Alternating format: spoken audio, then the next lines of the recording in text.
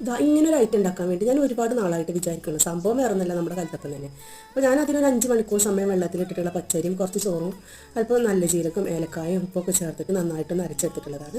എന്നിട്ട് നല്ല ശർക്കര ഉരുക്കിയതിൻ്റെ ശർക്കര പാവ് ചൂടോടെ തന്നെ നമ്മൾ ഈ മാവിൻ്റെ മിശ്രിതത്തിലേക്ക് ഒഴിച്ച് കൊടുത്തിട്ട് അപ്പോൾ തന്നെ ഒപ്പം ഇളക്കി കൊടുക്കണം കേട്ടോ. അതല്ലാച്ചെങ്കിൽ മാവ് ഇങ്ങനെ കട്ട പിടിക്കും. അതിനിടവരാണ്ട് നല്ല ഇളക്കി കൊടുത്തിട്ട് നല്ല കുറച്ച് ലൂസ് പരുവത്തിൽ തന്നെ ആക്കുക. പിന്നെ തേങ്ങാക്കൊത്തും ചുവന്നുള്ളിയാണ് കേട്ടോ.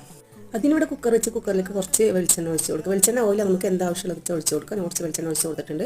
ഈ തേങ്ങാക്കൊത്ത് നന്നായിട്ട് ഒന്ന് മൂപ്പിച്ചിട്ട് അത് കോരിയെടുത്തതിന് ശേഷം നമ്മൾ ചുവന്നുള്ളി ഇട്ട് കൊടുക്കുക. ഉള്ളി നന്നായിട്ട് ഒന്ന് മൂത്തിട്ട് ഒന്ന് ബ്രൗൺ കളർ ആവുന്ന വരെ നിലക്കുക. അത് ബ്രൗൺ കളർ ആയി കഴിഞ്ഞിട്ടുണ്ടെങ്കിൽ അതിൽ നിന്ന് പകുതി ഭാഗം കോരിയെടുക്കുക കേട്ടോ. എന്നിട്ട് നമ്മൾ നേരത്തെ കോരി വെച്ച തേങ്ങാക്കൊത്തിൻ്റെ പകുതി കുക്കറിൽ തന്നെ ഇട്ട് കൊടുക്കുക. എന്നിട്ട് അതിൻ്റെ മുകളിൽ നല്ല ചൂടോടെ തന്നെ നമ്മൾ ഈ മാവ് ഒഴിച്ച് കൊടുക്കുക. മാവ് തണുക്കാൻ വെക്കേണ്ട ആവശ്യമില്ല. ശർക്കര പാവ് ഒഴിച്ച് അതേ ചൂടോടെ തന്നെ ഒഴിച്ച് കൊടുക്കുന്നത്. പിന്നെ കുക്കറിൻ്റെ വെയിറ്റ് ഊരിയിട്ട് ഇതുപോലെ ചെറിയ തീയിൽ വേവിച്ചെടുക്കുക. ഒരു 20 മിനിറ്റ് സമയം കൊണ്ട് നമ്മുടെ കലത്തപ്പം ഇവിടെ റെഡി ആയിട്ടുണ്ട്. അപ്പോൾ നല്ല ആരെടുത്ത കലത്തപ്പമാണ് കേട്ടോ. വീഡിയോ ഇഷ്ടമായി ഒന്ന് ലൈക്ക് ചെയ്യണേ.